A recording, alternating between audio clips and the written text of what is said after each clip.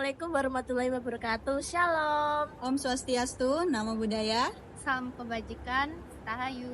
Kami bertiga akan mempresentasikan tugas evaluasi tengah semester mata kuliah advokasi dan komunikasi kebijakan. Perkenalkan, nama saya Liza Ruhania dengan NIM 017. Perkenalkan, nama saya Salma Puspitarini dengan NIM 024. Perkenalkan, nama saya Alif Yarskata Lazida dengan NIM 094. Ini ada advokasi kebijakan dan komunikasi. Ini merupakan upaya sistem untuk mempengaruhi pembuat kebijakan dalam proses perumusan, implementasi, dan evaluasi kebijakan publik yang melibatkan berbagai strategi seperti lobby, kampanye, riset berbasis bukti, dan mobilisasi masyarakat. Tujuan utamanya membawa perubahan kebijakan yang lebih baik dan berpihak pada kepentingan masyarakat. Untuk ruang lingkupnya ini mencakup identifikasi isu, analisis, strategi, implementasi, dan evaluasi. Untuk agensi advokasi kebijakan, yang pertama menjamin hak dan keadilan yang membantu kelompok rentan mendapatkan perhatian dalam kebijakan publik. Yang kedua, meningkatkan partisipasi publik untuk mendorong keterlibatan masyarakat dalam proses kebijakan. Yang ketiga, mendorong akuntabilitas pemerintah, memastikan kebijakan yang diambil berbasis bukti dan kepentingan publik. Yang terakhir, mengatasi ketimpangan sosial untuk memperjuangkan kebijakan yang lebih inklusif dan berkeadilan. Advokasi ini memiliki peran krusial dalam memperjuangkan hak-hak masyarakat dan memastikan kebijakan yang adil. Contohnya, ada advokasi hak pendidikan gratis bagi anak-anak yang kurang mampu oleh NGO lokal melalui lobi pemerintah daerah. Dapat kita simpulkan bahwa advokasi kebijakan ini adalah instrumen penting untuk perubahan sosial. Kerangka teori dan model advokasi kebijakan. Kerangka teorinya dalam advokasi kebijakan menjelaskan pengaruh aktor, jaringan, dan strategi terhadap kebijakan. Model utamanya ada Advocacy Coalition Framework atau ACP, Isu Network, dan Policy Entrepreneur. Model-model ini menggambarkan dinamika kekuasaan dan interaksi antar aktor. Pertama, ada model Advocacy Coalition Framework atau ACV yang menjelaskan pembentukan koalisi oleh kelompok dengan keyakinan kebijakan yang sama.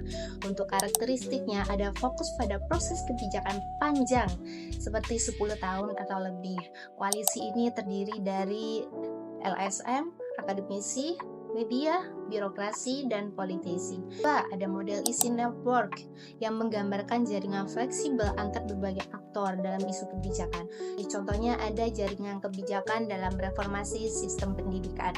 Dan ada model policy entrepreneur, fokusnya pada individu atau kelompok yang berperan sebagai entrepreneur dalam kebijakan. Karakteristiknya ada menggunakan sumber daya dan jaringan untuk mendorong kebijakan. Ada pula berperan dalam policy window yang muncul akibat krisis atau perubahan politik. Untuk menghubungkan tiga aliran ini, ada masalah, kebijakan, dan politik. Ada aktivis yang memperjuangkan kebijakan kesehatan universal. Dari penjelasan sebelumnya, ada perbandingan model advokasi kebijakan, yang dimana setiap model ini memberikan perspektif berbeda dalam memahami pengaruh terhadap kebijakan. Saya akan menjelaskan bab 3 tentang aktor dan strategi advokasi.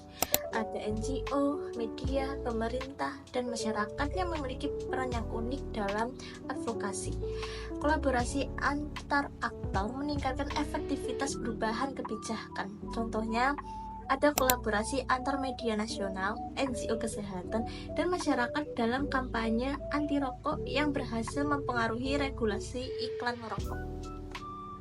Selanjutnya, saya akan membahas bab 4, yaitu tentang teknik dan metode advokasi. Pemilihan teknik seperti lobbying, mobilisasi massa, media campaign, dan negosiasi perlu disesuaikan dengan target dan kondisi advokasi. Contohnya, demonstrasi climate strike oleh pelajar global yang berhasil membawa isu perubahan iklim ke agenda pemerintah.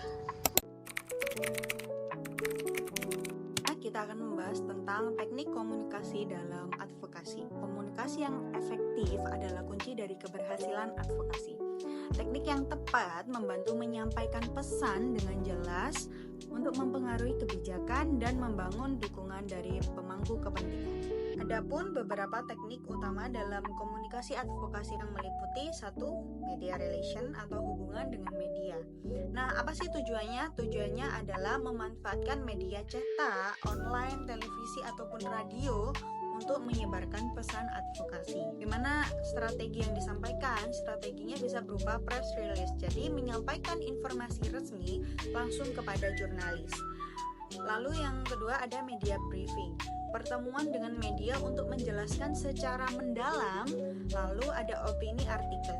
Nah, bagaimana menulis kolom atau feature pada media massa? Jaringan kontak media, di mana membangun hubungan baik dengan jurnalis untuk liputan secara berkelanjutan. Teknik yang kedua ada teknik framing, kenal sebagai pembingkaian pesan. Tujuannya adalah membentuk perspektif publik dengan penyajian isu melalui sudut pandang tertentu. Apa sih contoh framing? Contoh framing biasanya ada pada masalah sosial, yaitu anak jalanan butuh perlindungan negara.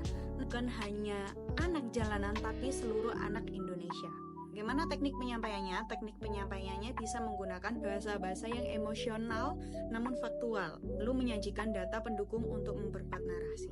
Ada teknik yang ketiga yaitu storytelling atau bercerita.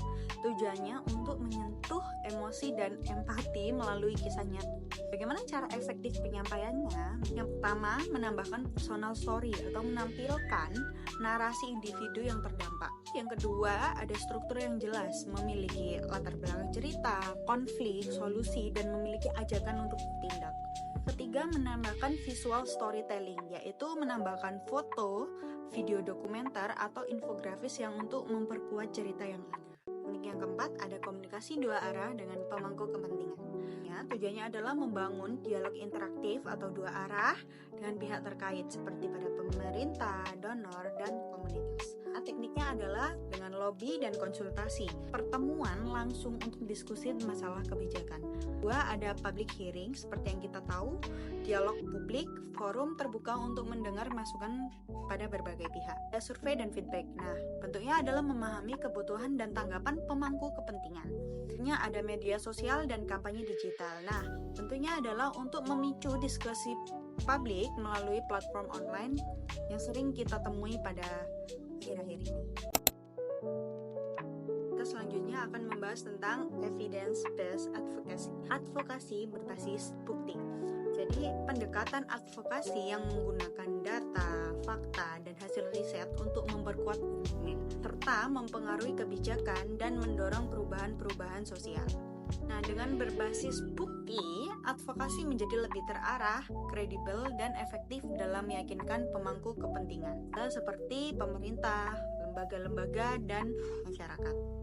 Pentingnya data dan riset dalam advokasi, gunanya memperkuat argumen. Apa sih maksudnya? Data yang valid dapat membuat pesan advokasi lebih meyakinkan. Kedua, mengidentifikasi masalah. Riset dapat membantu memahami akar permasalahan dan solusi yang tepat.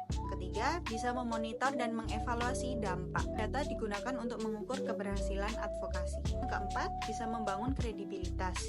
Yang dimaksud adalah advokasi berbasis bukti lebih dipercaya oleh pembuat kebijakan seperti lembaga ataupun pemerintah.